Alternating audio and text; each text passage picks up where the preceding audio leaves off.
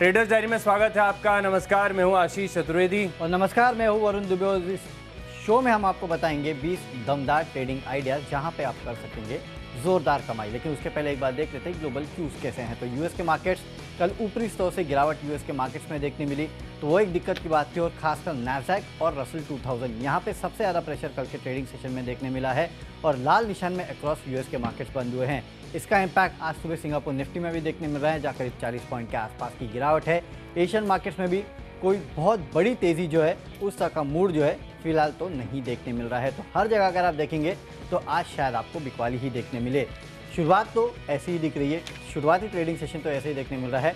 कल फिर से एक बार अगर आप देखेंगे तो एफआईआईज ने लगातार 6,000-7,000 करोड़ के आसपास की बिकवाली कर रहे हैं, तो ये एक दिक्कत की बात है। तो कल का जो सेकेंड हाफ में थोड़ी बहुत रैली देखने मिली थी, कितनी सस्टेनेबल होगी ये सबसे बड़ा क्वेश्चन मार्क है। इसके लिए बाय के साथ कुछ सेल आइडियाज लेके भी आज मैं तो एटलीस्ट चल रहा हूँ। आशीष, आप क्या कर रहे हैं? देखिए, एक स्टॉक है मेरे पास बिकवाली वाला। कल रात को जब चार्ट स्कैन कर रहा था तब एक स्टॉक मुझे दिख गया। वो थियोरेटिकली भी अगर आप देखें तो काफ़ी इंपॉर्टेंट है। तो अगर ट्रेड नहीं किया तो समझ लेंगे वो स्ट्रक्चर क्या है, पैटर्न क्या है। इसके लिए सिर्फ एक स्टॉक है बिकवाली वाला, एक ही मिला। और मुझे पता है कि उसका कन्विक्शन है, आपका भी सहारा मिलेगा मुझे उस स्टॉक। आईटी स्टॉक है? आईटी स्टॉक है। चलिए ठीक है, फिर तो आईटी की तो पिटाई होनी है। लेकिन हाँ, बाकी स्टॉक तो खरीदारी के ना, तो शुरू कर लेते हैं। कैश का स्टॉक बता दूं? बता दो। अच्छा, ये कैश का स्टॉक बड़ा खास है क्योंकि इसमें हमारा दोनों का जो कन्विक्शन है, दोनों की लिस्ट में स्टॉक शामिल होने वाला था, लेकिन समा है ना, वरुण हो गए थोड़े से जनरस। उन्होंने बोला कि तू ले ले। एमएमटीसी स्टॉक का नाम है, यहाँ पर आपको नजर रखनी चाहिए। देखिए वरुण, खबर तो हम आपको हेडलाइंस में बता रही थे कि नीलाचल इस्पात का जो विनिवेश हो रहा है, इसमें इसकी हिस्सेदारी है, तो जो बिकेगा तो पैसा इनके पास काफ़ी बड़ी मात्रा में आएगा। इनफैक्ट मार्केट कैप के लिहाज से अगर आप देखें तो काफ़ी सिग्निफिकेंट है। अच्छी बात यह कि टेक्निकल्स भी पूरी तरीके से सपोर्ट में। खबर जानने से पहले कल रात को ये स्टॉक मेरे रडार पर था। इसके लिए जो कैश की कैटेगरी होती है, सबसे पहली हमारी कैटेगरी होती है, इसमें स्टॉक को मैंने शामिल किया था। लेकिन अच्छी बात यह कि वरुण का भी पूरा भरोसा है, तो मुझे टारगेट लग रहा है कि थोड़ा सा रिवाइज करना पड़ेगा। एक्चुअली इसके ऊपर चला जाएगा, कम से कम 55 के आसपास के टारगेट आपको देने की। हाँ, तो नहीं, रिवाइज कर लेते हैं। अब ये करीब 52-55 की जो क्लोजिंग है, 55 रुपए का जो लक्ष्य है वो रख लेते हैं। 53-75 से इसको बदल लेंगे और 51 रुपए 80 पैसे का जो स्टॉप लॉस है, स्टॉप लॉस बरकरार रखते हैं। टेक्निकली जो है ना, इसका स्टॉप लॉस हिट नहीं होगा, टेंशन मत लीजिए, आप सिर्फ टारगेट दीजिए। तो 100% कन्विक्शन है मेरा और वरुण दोनों का जो है कैश का स्टॉक। आप एक जॉइंट पिक की तरफ मान सकते हैं इसे। एमएमटीसी यहाँ पर आपको खरीदारी करनी चाहिए। ऑप्शन होता, मैं मेरे कैश का स्टॉक ही नहीं देता लेकिन चलिए, देना जरूरी है। तो आपको बताता हूँ, जो कैश का स्टॉक मैंने लिया है ना, वो है automobile corporation of Goa. No doubt इस स्टॉक की चर्चा हम अक्सर नहीं करते हैं, लेकिन हाँ, कल इस कंपनी के नतीजे आए हैं और नतीजे देखिए। कंपनी एबिटा फ्रंट पे 2.2 करोड़ के घाटे के मुकाबले कंपनी ने 4.7 करोड़ का मुनाफा किया और मुनाफा बॉटम लाइन पे अगर आप देखेंगे तो 3.4 करोड़ का आया, जबकि पिछले बार क्वार्टर में करीब 35 लाख के आसपास का घाटा कंपनी ने किया था। और मेरे ख्याल से 7-8 क्वार्टर्स के बाद कंपनी अब जो है मुनाफे में आई है। ये तो नतीजे आ चुके हैं, लेकिन इसके अलावा और एक बात आपको बताता हूँ कि ये टाटा ग्रुप की कंपनी हो। टाटा मोटर्स का इस कंपनी में 49% के आसपास का हिस्सा है। टाटा मोटर्स इनफैक्ट इस कंपनी की प्रमोटर है, तो इसके लिए भी आपको इस कंपनी को रडार पे रखना चाहिए। लॉन्ग टर्म के लिए लेना है तो सोच समझ के लीजिएगा। आज इंट्राडे में तो आपको यहाँ पे तेजी देखने मिलेगी। 970 के लक्ष्य के लिए खरीदारी करना है, 910 का आपको स्टॉप पर रखना है। अगला काउंटर है फ्यूचर्स का, और फ्यूचर में आरबीएल बैंक, यहाँ पे खरीदारी कीजिएगा, क्योंकि देखिए बंधन बैंक ने भी सरप्राइज किया था, उसके बाद आरबीएल बैंक ने भी एक पॉजिटिव सरप्राइज दिया और कंपनी का मुनाफा जो है 6% बढ़ा है। 110 करोड़ का अनुमान था, 156 करोड़ पे आया है और एनआईआई जो है उसमें 11% की बढ़ोतरी है। ग्रॉस एनपीए जो है वो कम हुए हैं, ये भी सबसे अच्छी बात है। 5.4 से गिर के 4.8% के आसपास आए हैं और कंपनी के लिए ये एक टर्न अराउंड क्वार्टर रहा है, ये मानना है। इस पे यहाँ पे सीएलएसए का जो व्यू है वो अब इन्होंने सीएलएसए ने अपग्रेड कर दिया इस काउंटर को, 200 रुपये के प्राइस टारगेट दे रहे हैं। तो मेरे ख्याल से आज इस काउंटर में अच्छी खासी तेज़ी होगी। बेसिकली जिनसे उम्मीद कम होती है और वो थोड़ा भी डिलीवर कर देना, तो वहाँ पे आपको अच्छी खासी तेज़ी देखने मिलती है और आरबीएल बैंक भी उसमें से एक है। इसके लिए आज आपको यहाँ खरीदारी करना है। फ्यूचर उम्मीद कम थी और उम्मीद से ज़्यादा डिलीवर कर दिया। डेफिनेटली वही तो, अब वही है ना कि जैसे कि मारुति, उम्मीद ही नहीं थी कि मार्जिन सुधरेंगे, थोड़े बहुत अच्छे आ गए तो स्टॉक 5-10% चल गया। इसके बाद भी वही होना है, इसके लिए 162 के टारगेट के लिए। और इसमें तो एक ना वो शॉर्ट वाला सेंटिमेंट बड़ा हावी, हालांकि कल काफी सारे शॉर्ट कट के एक्सपायरी खत्म हो गई। एक दिन पहले अगर इसके नतीजे आ जाते तो और जोरदार उछाल देखने को मिलता है। लेकिन अभी भी अगर आप देखें तो बड़ी अपसाइड यहाँ पर विजिबल नजर आती है। चलिए फ्यूचर्स की बात करते हैं। एकमात्र स्टॉक है मेरी लिस्ट में जहाँ पर मैं बिकवाली कर रहा हूँ, आईटी स्टॉक है, राइटली सेड HCL टेक। यहाँ पर आपको बिकवाली करनी चाहिए। इसका कारण ये है कि अगर आप डेली चार्ज पर देखेंगे तो आपको एक डबल टॉप फॉर्मेशन नजर आएगा, जो कि इंडिकेट कर रहा है कि अप मूव जो है फिलहाल एग्जॉस्टेड है। लेकिन निचले तरफ अगर आप देखें तो ब्रेकडाउन हो गया, ब्रेकडाउन के बाद कंटिन्यूस रेड कैंडल्स आपको नजर आएंगी।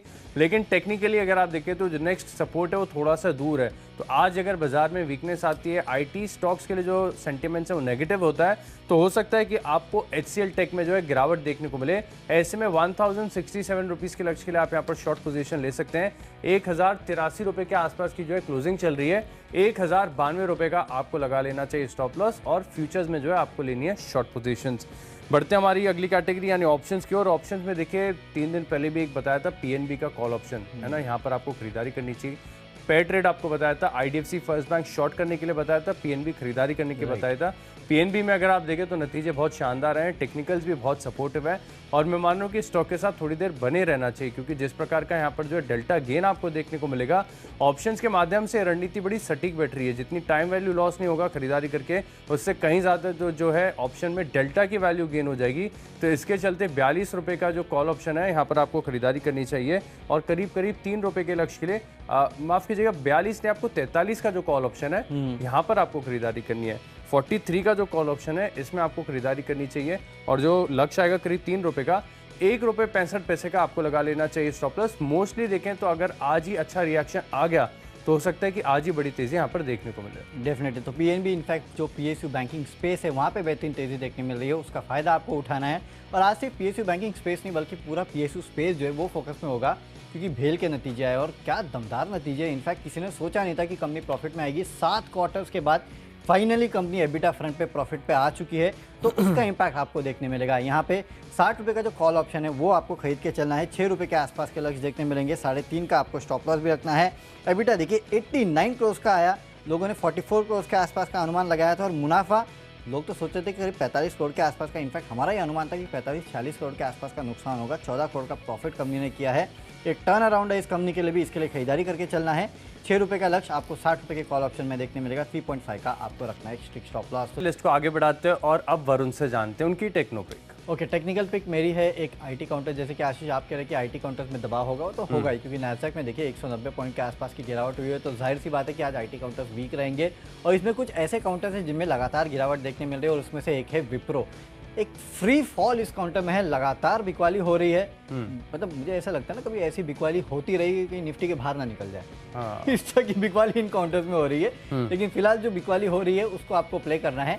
535 के लक्ष्य के लिए आज बिकवाली कीजिएगा। 550 का आपको एक स्ट्रिक्ट स्टॉप लॉस यहाँ रखना है। अच्छा, टेक्निकली मुझे पसंद है वरुण, लक्ष्मी मशीन वर्क्स। काफ़ी बार इस स्टॉक को जो है अपनी लिस्ट में शामिल किया, हटा दिया, बड़ा रिग्रेट है इसे मिस करने का। लेकिन टेक्निकल जितने बढ़िया कि ऐसा लग नहीं रहा कि अभी तक जो है ना वो बस छूटी है। अभी इनफैक्ट अगर आप देखें तो मौका है खरीदारी करने का। और ये जितने भी महंगे स्टॉक होते हैं ना 10,000 से ऊपर के, इनमें मेरा एक बायसनेस है। आशीष, आपका ट्रेडर्स डायरी में नहीं लेने का रिग्रेट है, मेरा तो पर्सनल लेवल में नहीं लेने का रिग्रेट है। कहाँ ये 3-4 हज़ार के आसपास ट्रेड करता था। एग्जैक्टली। और लोगों ने शायद इसको राइट ऑफ कर दिया, तो लोग सोचते नहीं थे कि ये भी टेक्सटाइल की कंपनी है। टेक्सटाइल में जितनी मशीन बनती है सब यही तो बनाते हैं, सब यही बनाते हैं। और उसको प्ले करने के लिए एकमात्र कंपनी है ये लिस्टेड स्पेस में। और हो सकता है कि बजट में टेक्सटाइल से जुड़े बड़े ऐलान आपको देखने को मिले। राइट, क्योंकि एम्प्लॉयमेंट के लिहाज से अगर आप देखें तो टेक्सटाइल बहुत ज़्यादा इंपॉर्टेंट है। तो 2-3 सेक्टर तो infra, real estate, textile exactly. यहाँ पर अगर कुछ भी बड़ा होता है तो इस कंपनी को सीधा फायदा होगा, और टेक्निकल्स इसके इतने शानदार है, सीधा रॉकेट बना हुआ है। मैं मान रहा हूँ कि ज़्यादा समय देने की ज़रूरत नहीं पड़ेगी स्टॉक को, केवल 3 महीने का समय देना, और भाव से विचलित नहीं होना। डरना नहीं है देख के कि 11,000 से ऊपर का स्टॉक है।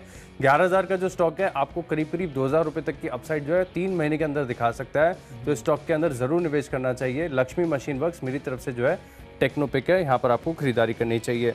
लिस्ट को आगे बढ़ाते हैं। अगली हमारी कैटेगरी है फंडा पिक, और फंडा पिक के लिहाज से वो स्टॉक चुना है मैंने जो काफ़ी बार आपको टेक्निकल्स के तौर पर, निवेश के तौर पर सजेस्ट किया है। उसकी कंपनी के आए नतीजे, Indian metals and ferro alloys. यहाँ पर आपको खरीदारी करनी चाहिए।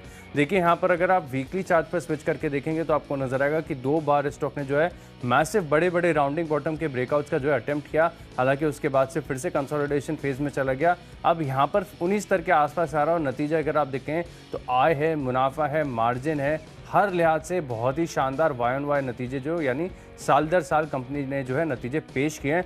तो मैं नहीं मान रहा हूँ कि स्टॉक रुकने वाला है, हालांकि समय थोड़ा सा देना पड़ सकता है। 6 महीने का समय देंगे तो 500 रुपये के पार जाएगा, और अगर उससे ज़्यादा भी लंबी अवधि के लिए होल्ड करेंगे तो बेहतर रिटर्न आएंगे।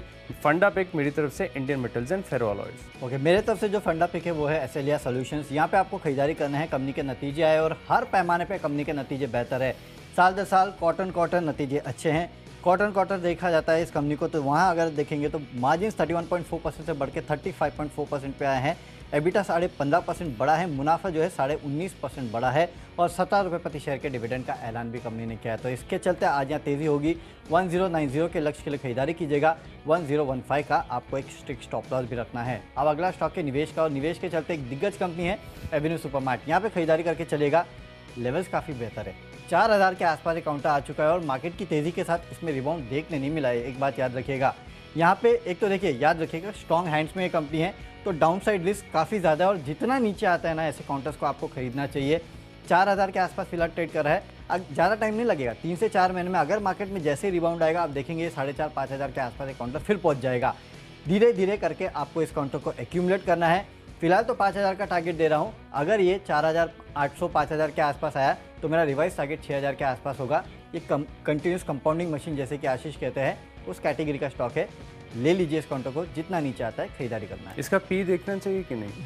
क्या करोगे पी देख बात ये है ना आशीष की, वो एक बोलते हैं कि बहुत कम इक्विटी है जो जिसको आप ट्रेड कर सकते हो। 75% प्रोमोटर्स के हाथ में है, बचा कुछ है जो 25% है ना, उसमें से मैं गारंटी देता हूँ कि 24% ऐसे लोगों के हाथ में जो कभी बेचेंगे नहीं, बचा क्या 1% आपके लिए ट्रेड करने के लिए। आप 1% में क्या ट्रेड कर लोगे? इसके लिए कह रहा हूँ कि इसको पोर्टफोलियो में रखिएगा आप। कंपाउंडिंग मशीन है, और भाव को वैल्यू को देख के आर्ग्यू नहीं करना चाहिए। इनफैक्ट करेक्शन पर अगर मिल रहा है ना मौका है यहाँ पर, तो आप SIP भी कर सकते हैं। तो खरीदारी करनी है आपको एवेन्यू सुपरमार्ट्स में।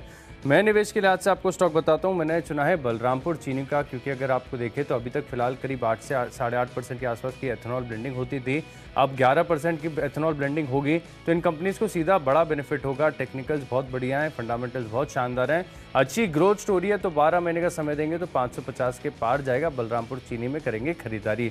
लिस्ट को आगे बढ़ाते हैं। अगली हमारी कैटेगरी है खबरों के दम पर। खबरों के दम पर चुना है नतीजों के दम पर ट्रांसपोर्ट कॉर्पोरेशन ऑफ इंडिया। यहाँ पर आपको खरीदारी करनी चाहिए। साल दर साल नतीजे बहुत शानदार है, हर पैमाने पर अगर आप देखें तो आपको अच्छा लगेगा। क्वार्टर मार्जिन्स गिरे, लेकिन हम बेट करके चलेंगे कि साल दर साल क्योंकि देखा जाता है इन कंपनीज को, तो यहाँ पर तेजी आए। 750 का लक्ष्य है, 692 का लगाइए टाइट स्टॉप लॉस। चलिए, खबरों के दम पे जो स्टॉक मुझे पसंद है वो है KPR मिल। 7 तारीख को बोर्ड की बैठक के जाए पे बायबैक पे कंपनी विचार करने वाली है। मेरे ख्याल से एक खबर काफ़ी है बताने के लिए कि आज स्टॉक में तेजी होगी। 670 के लक्ष्य के लिए आपको करनी है खरीदारी। 630 का आपको रखना है एक स्ट्रिक्ट स्टॉप लॉस भी। चलिए बढ़ते हैं हमारी आखिरी कैटेगरी और यानी माई चॉइस की तरफ। और यहाँ पर पहला स्टॉक है मेरी लिस्ट में इंगरसोल रैंड। यहाँ पर भी अगर आप देखें वरुण, ये स्टॉक खास है, इसका चार्ट आप भी एक बार देखना। गिरते बाजार में भी अगर आप देखें तो स्ट्रेंथ जो है बरकरार देखने को मिल रही है। इनफैक्ट टेक्निकल्स इतने शानदार है कि मैं मान रहा हूँ कि करीब 200 रुपये तक की जो अपसाइड है बहुत शॉर्ट टर्म में आपको देखने को मिलेगी। सेफर साइड करीब 70-75 रुपये नीचे का आपको लगाना चाहिए स्टॉप लॉस। 1400 रुपये का राउंड फिगर स्टॉप लॉस लगा लीजिए। अच्छी तेजी यहाँ पर देखने को मिल सकती है। अगला स्टॉक है मेरी लिस्ट में LIC हाउसिंग फाइनेंस। यहाँ पर भी अगर आप देखें तो नतीजे जो है काफ़ी बढ़िया आए, और यहाँ पर मैं मान रहा हूँ कि तेज़ी देखने को मिल सकती है। 355 का लक्ष्य है, 340 का लगाइए आप स्टॉप लॉस। और आखिरी स्टॉक है मेरी लिस्ट में JB केमिकल्स। कल के सत्र में स्टॉक ने जो है एक बड़ा ब्रेकआउट अटेम्प्ट किया था, वहाँ से अगर आप देखें तो अच्छी तेज़ी अभी भी बरकरार देखने को मिलेगी। 1880 रुपये का लक्ष्य है, 1793 का लगाइए stop loss. Okay, my choice में मेरे तरफ से भी तीनों की तीनों खरीदारी के कॉल है। सबसे पहले तो TVS मोटर्स कल शाम को 5 बजे इस कंपनी की प्रेस कॉन्फ्रेंस थी और मच अवेटेड प्रेस कॉन्फ्रेंस थी। वहाँ पे इन्होंने ऐलान किया कि स्विस ई मोबिलिटी ग्रुप की कंपनी SEMG में 75% के आसपास की खरीदारी ये जो है हिस्सा खरीदेंगे, और यूरोप में ये कंपनी जो है विस्तार करने जा रही है। ऑल कैश डील है ये कंपनी की तरफ से। मेरे ख्याल से इसके चलते आज इस काउंटर में तेज़ी हो सकती है। 660 के लक्ष्य के लिए आपको करनी है खरीदारी। 620 का स्टॉप लॉस रखिएगा। अगला काउंटर है इंडस टावर का। नतीजे अनुमान से बेहतर है, खासकर मार्जिन फ्रंट पे अगर आप देखेंगे तो नतीजे जो है वो अनुमान से काफ़ी बेहतर है। मेरे ख्याल से 52.8% के आसपास के मार्जिन का अनुमान था। 53% के ऊपर के मार्जिन इस कंपनी ने डिलीवर किए हैं। आज यहाँ पे तेज़ी हो सकती है। 265 के लक्ष्य के लिए करनी है खरीदारी। 242 का स्टॉप लॉस रखना है। और आखिरी स्टॉक है MSTC। देखिए, हमने आपको कहा था कि बजट के पहले आपको इस स्टॉक पे नज़र रखनी है, क्योंकि बजट के ऐलान जो है उसका इंपैक्ट इस काउंटर पे देखने मिलेगा। खासकर डिसइन्वेस्टमेंट को लेके जो ऐलान होंगे उसका इंपैक्ट आपको MSTC के काउंटर पे देखने मिलेगा, क्योंकि जितना डिसइन्वेस्टमेंट होना है इस कंपनी के प्लेटफॉर्म पे होना है। आखिरी मौका है, अगले हफ्ते बजट आने वाला है, उसके पहले खरीद लीजिएगा। 350 का मैं इंटरडे का टारगेट दे रहा हूं, लेकिन बजट के पहले अगर आप अपने पोर्टफोलियो में रखना चाहते हैं तो कम से कम 500 रुपये के आसपास के लक्ष्य के लिए आपको थोड़ा लंबी अवधि के लिए इस कंपनी को अपने पोर्टफोलियो में रखना चाहिए। तो चलिए, जो 20 स्टॉक्स हैं इनकी फोकस लिस्ट हो गई तैयार, लेकिन अगर आपने कोई भी स्टॉक या कोई भी लेवल मिस कर दिया है तो जल्दी से देख लीजिए रिकैप। कैश का स्टॉक है मेरी लिस्ट में, एमएमटीसी 55 रुपये के लक्ष्य के लिए इस स्टॉक में खरीदारी करेंगे। एचसीएल टेक में गिरावट देखने को मिल सकती है, पीएनबी में नतीजों का असर देखने को मिलेगा और टेक्निकली बड़ा ब्रेकआउट है लक्ष्मी मशीन वर्क्स में। फंडामेंटली नतीजे बहुत शानदार है। इंडियन मेटल्स एंड फेरोलॉइड्स यहाँ पर अगर आप देखें तो टेक्निकल्स भी सपोर्टिव है और निवेश के लिहाज से खरीदना है बलरामपुर चीनी ट्रांसपोर्ट कॉर्पोरेशन ऑफ इंडिया, यहाँ पर जो है नतीजों का असर देखने को मिलेगा। इंगरसोल रैंड यहाँ पर जो है 1600 रुपये तक के लक्ष्य आएंगे। एलआईसी हाउसिंग फाइनेंस में करेंगे खरीदारी और जेबी केमिकल्स में दिन के दौरान ब्रेकआउट देखने को मिल सकता है। इन 10 स्टॉक्स में मेरा कन्वेक्शन सबसे ज़्यादा है टेक्नोपिक, लक्ष्मी मशीन वर्क्स, टेक्निकल्स बहुत शानदार है स्टॉक के अंदर। मैं मान रहा हूँ बहुत जल्द करीब 2000 रुपये तक की जो अपसाइड है इस स्टॉक में देखने को मिलेगी। कैश का काउंटर है ऑटोमोबाइल कॉर्पोरेशन ऑफ गोवा, नतीजे आए हैं, कंपनी घाटे से मुनाफे में आई है, उसका इंपैक्ट देखने मिलेगा। फ्यूचर्स में आरबीएल बैंक में आपको खरीदारी करना है, नतीजे अनुमान से बेहतर है। भेल ऑप्शंस में 60 रुपये का कॉल ऑप्शन खरीद लीजिएगा। 7 क्वार्टर्स के बाद अब ये कंपनी मुनाफे में आई है, उसका इंपैक्ट आपको देखने मिलेगा। टेक्निकली विप्रो काफी कमजोर लगता है, आईटी काउंटर्स के आज फिर से पिटाई हो सकती है, यहाँ पे आपको बिकवाली करना है। फंडामेंटली एसएलएस सॉल्यूशंस नतीजे काफ़ी बेहतरीन है, उसका इंपैक्ट देखने मिलेगा, खरीदारी करके चलिएगा। निवेश करना है एवेन्यू सुपरमार्ट में, बेहतरीन लेवल्स पे काउंटर आपको मिल रहा है, पोर्टफोलियो में रखेगा इस काउंटर को। 5000 के लेवल अगले 4 से 6 महीने में दिखा सकता है। खबरें केपीआर मिल्स में है, यहाँ पे खरीदारी कीजिएगा। माई चॉइस में टीवीएस मोटर्स, इंडस टावर और एमएसटीसी में आपको करनी है खरीदारी। और आज का मेरा बेस्ट पिक है केपीआर मिल्स, क्योंकि इस कंपनी की बोर्ड की बैठक है जहाँ पे बायबैक पे कंपनी विचार करने वाली है। इस खबर के चलते आपको इस काउंटर में जोरदार तेजियात देखने मिल सकती है। 670 के लक्ष्य के लिए आपको करना है खरीदारी, करीब करीब 630 का आपको रखना है इस कंपनी में एक स्टॉप लॉस। तो चलिए, स्टॉक्स की सूची तो पूरी हो चुकी है, लेकिन शेयर बाजार लाइव में जाने के पहले एक बार देख लेते हैं कि सिंगापुर निफ्टी किस तरह के संकेत दे रहा है। क्योंकि कल हमने जब शो शुरू किया था 100 पॉइंट की गिरावट थी, शो खत्म होते होते 300 पॉइंट की गिरावट हो गई थी। बिल्कुल। आज हमने जब शो शुरू किया तो करीब 50 पॉइंट के आसपास की गिरावट थी, लेकिन अगर अभी आप देखेंगे तो करीब करीब 35 पॉइंट के आसपास की ही गिरावट है, यानी कि 15 पॉइंट की रिकवरी तो हुई है, थोड़ी बहुत हुई है, लेकिन हुई है रिकवरी, ये एक अच्छी बात है। और रिकवरी क्यों हो रही है? क्योंकि अगर आप डाउ फ्यूचर्स, नैस्डैक फ्यूचर्स को देखेंगे तो वहां पे काफी हद तक हरे निशान में कारोबार हो रहा है। अच्छा खासा उछाल जो है आपको डाउ फ्यूचर्स और नैस्डैक फ्यूचर्स में देखने मिला है। देखिए, डाउ फ्यूचर्स करीब 170 पॉइंट की तेजी दिखा रहा है, नैस्डैक फ्यूचर्स करीब 135 पॉइंट के आसपास की तेजी दिखा रहा है। यानी कि यूएस के मार्केट्स में कल जो गिरावट हुई थी, शायद उसका फॉलोअप रिएक्शन जो है उसको एंटिसिपेट एटलीस्ट डाउ फ्यूचर्स और नैस्डैक फ्यूचर्स नहीं कर रहे हैं। इनिशियली तो यही संकेत देखने मिल रहे हैं, लेकिन